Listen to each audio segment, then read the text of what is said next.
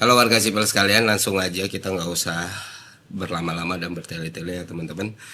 Sebelum gue mulai, gue minta kalian nonton video ini sampai habis karena video ini harus ditonton sampai kalimat terakhir. Dan misalnya lu adalah seorang pejabat publik atau lu seorang, maka lu adalah pihak yang paling harus nonton video ini. At least kalau lu berpikir bahwa lu perlu menjaga keselamatan diri lu dan keluarga lu. Karena ini bukan situasi yang normal dan bukan situasi yang biasa dan harus dipahami secara holistik teman-teman. Ya, yang bakal gue bahas apa yang gue tuliskan di judul ya. Kita memahami semua rangkaian kejadian buruk ini dari penyebabnya, dari apa yang terjadi sekarang dan apa yang mungkin terjadi di masa depan. Jadi mari kita mulai. Oke, gue berangkat dulu dari aksi tanggal 25 Agustus 2025. Yang mana seperti yang gue bilang ke teman-teman, banyak kejanggalan dalam aksi tersebut karena satu dan hal lainnya. Pertama yang bisa kita lihat adalah ini sangat fabricated sekali di TikTok atau di platform media sosial lain. Satu narasi didengungkan oleh akun ternakan atau akun kosongan atau akun telur dengan narasi yang sama seperti ini. Kode dari Prabowo lah, strategi dan taktik Prabowo, seakan-akan antara eksekutif dan legislatif itu berada di pihak yang berlawanan, yang mana sebenarnya kita tahu itu sama aja tuh ya, pemerintah juga. Nah, kedua, banyak poster-poster dan video-video AI yang menyebar di masyarakat dan itu sangat-sangat bertolak belakang dengan spirit dan semangat yang selama ini ada di setiap aksi di 1 tahun terakhir. Ketiga, yang paling janggal dan yang paling bikin aneh adalah aksi-aksi ini diprovokasi dan diinisiasi oleh akun-akun yang selama ini sangat-sangat pro pemerintahan dan akun-akun yang gak segan-segan melakukan tuduhan dan fitnah bagi orang yang berseberangan dengan mereka. Ya kalian lihat sendiri, kalian nilai sendiri nih. Ini akun-akun pro Prabowo nih, gitu kan, pro pemerintah nih, tapi melakukan hal seperti ini. Hanya banyak pihak yang berhati-hati pada aksi ini, termasuk bareng warga, beberapa organisasi limpak lain, koalisi masyarakat sipil, beberapa orang yang gue kenal yang emang mengkoordinir dengan baik selama ini, itu semua memilih untuk menarik diri atau tidak mengajak orang-orang untuk turun tanggal 25 Agustus. Tapi ya gimana orang gak turun, DPR-nya juga bodoh sih. Dan emang banyak melakukan dan mengucapkan hal-hal yang seharusnya tidak diucapkan dan dilakukan. Terlebih lagi kita tahu penghasilan mereka gak kurang gitu loh.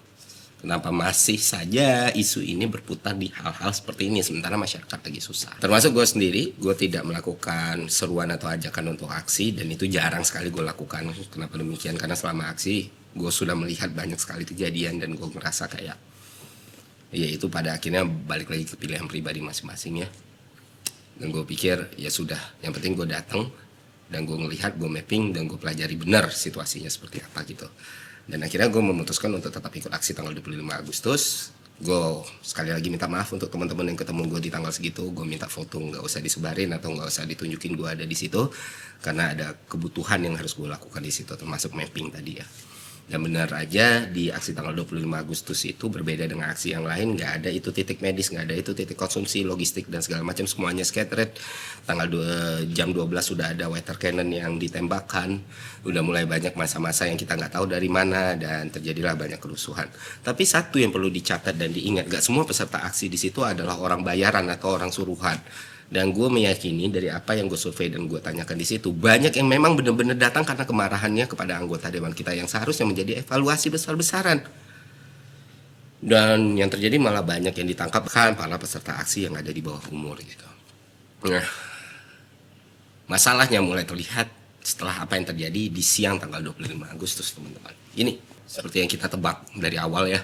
Setelah aksi mulai itu muncul banyak akun-akun ternakan dan bahkan influencer juga gitu ya, yang menarasikan satu kalimat yang sama. Ini kemana orang-orang yang aksi kemarin?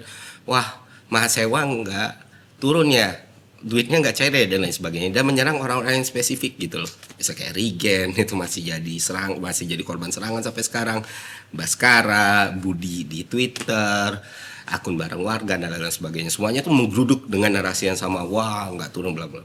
Apakah gue kena? Ya, gue juga kena, tapi bedanya adalah kita one step ahead daripada mereka gitu. Once mereka keluarin narasi itu, akhirnya kita keluarin foto gue di situ dan selesai di situ. Akhirnya yang menyerang itu pada tutup akun semua, takut terdeteksi dari mana.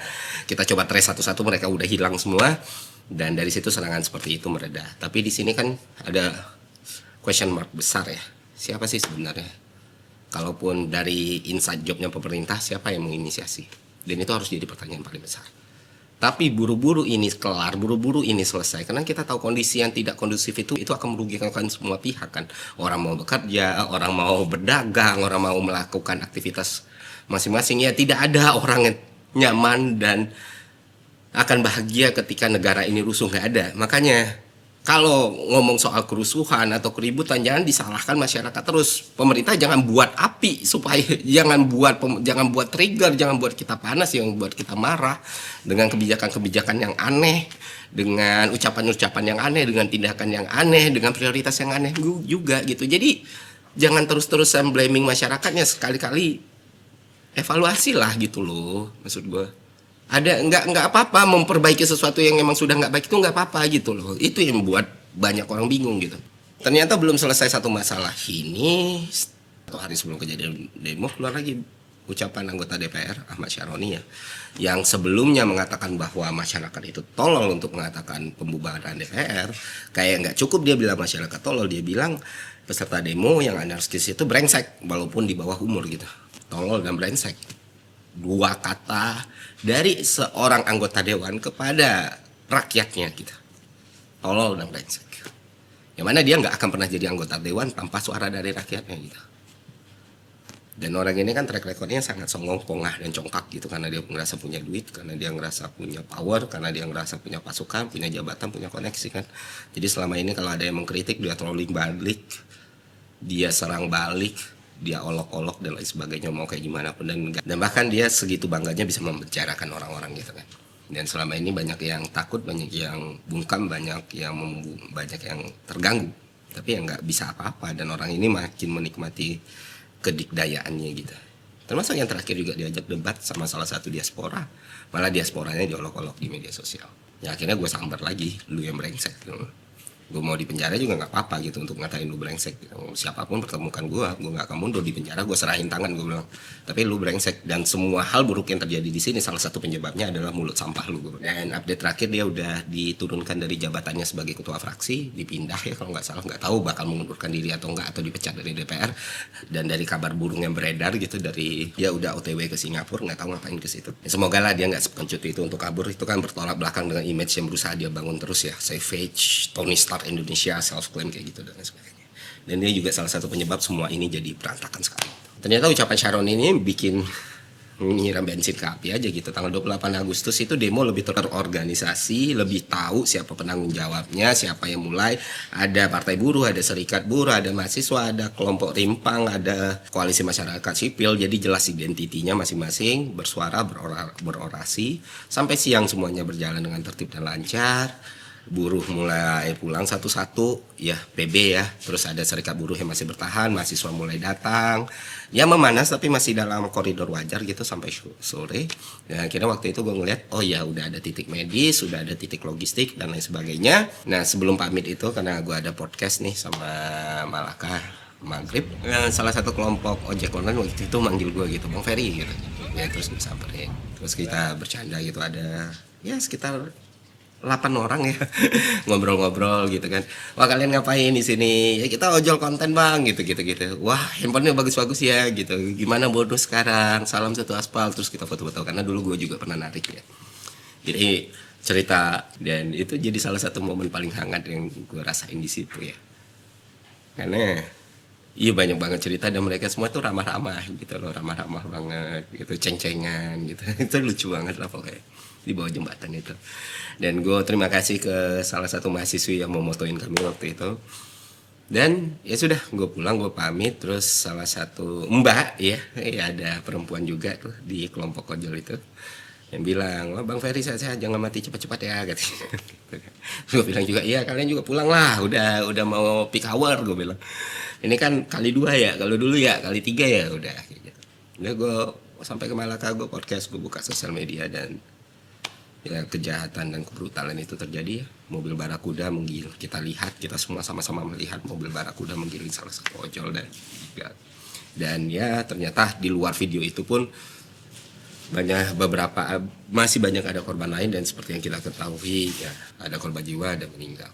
Artinya udah lebih dari 1 nyawa yang melayang. 1 nyawa aja udah berharga teman, dan itu sangat-sangat menyayat hati sebenarnya. Sekarang apa yang terjadi setelahnya? Hari ini tuh kemarahan itu sudah nggak bisa lagi kita petakan, kita mapping, aksi itu bisa terjadi di mana-mana, dan ini adalah momen yang paling genting ya teman-teman, karena apapun bisa terjadi, apapun bisa ditunggangi, apapun bisa disusupi, dan semua pintu untuk menuju hal yang buruk itu sudah mulai terbuka satu persatu. Ya kita lihat kan aksi sudah titiknya udah nggak tahu lagi di mana, di setiap titik kita udah melihat aksi gitu, atau kita lihat seruan-seruan yang sifatnya sangat-sangat provokatif untuk saudara-saudara kita ras minoritas atau agama minoritas di Indonesia. Kita mulai melihat ada banyak seruan-seruan yang tidak masuk akal dan beberapa kondisi yang cukup sangat mencekam gitu. Nah untuk itulah video ini gue buat teman-teman. Kalau kalian berpikir apa yang harus kita lakukan sekarang, yang harus kita lakukan sekarang adalah bertahan hidup. Jangan gampang terpancing, terprovokasi. Dicek apapun yang kalian lihat, saksikan dan dengar. Kasih ruang untuk berpikir dengan jelas teman-teman. Semarah apapun lu, seemosi apapun lu. Karena kita nggak pernah tahu siapa yang berusaha mengambil keuntungan dari situasi ini semua. Jangan sampai negara ini harus jatuh pada darurat militer. Jangan sampai negara ini harus jatuh pada darurat militer. Nah buat pemerintah, kalian adalah salah satu pihak yang paling bertanggung jawab dari semua kerusuhan dan keributan ini.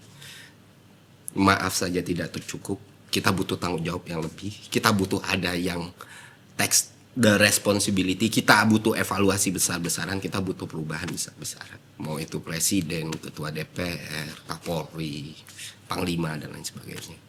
Dan kita butuh masyarakat tahu siapa yang bersalah, masyarakat tahu sedang diapakan mereka-mereka yang bersalah ini, apa tindakannya, jangan di-fabricated lagi, jangan di-twist lagi, jangan ada dilindungi, jangan dikasih keringanan kehukuman, jangan biarkan anggota DPR itu kabur setelah membuat semua kekacauan. At least di momen kayak gini, kalau kalian benar-benar menyayangi nyawa kalian sendiri dan jabatan yang benar-benar kalian perjuangkan itu, ya lakukanlah hal yang benar gitu.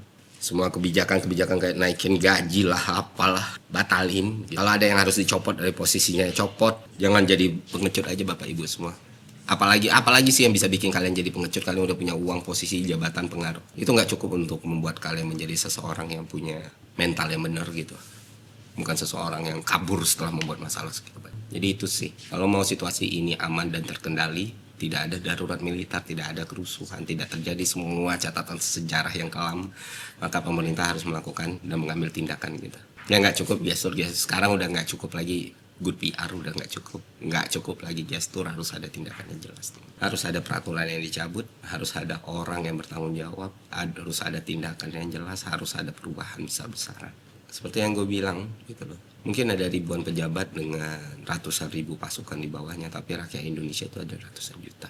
Dan kalian nggak pernah bisa mengira sebesar apa api yang bisa dibuat oleh seluruh masyarakat Indonesia. Jadi lakukanlah hal yang benar kali ini gitu. Kita sama-sama mau tinggal di republik yang damai, republik yang adil, dan republik yang baik untuk anak cucu kita. Itu aja dari gue. Semoga konten ini bermanfaat. Sampai jumpa di konten selanjutnya. See ya.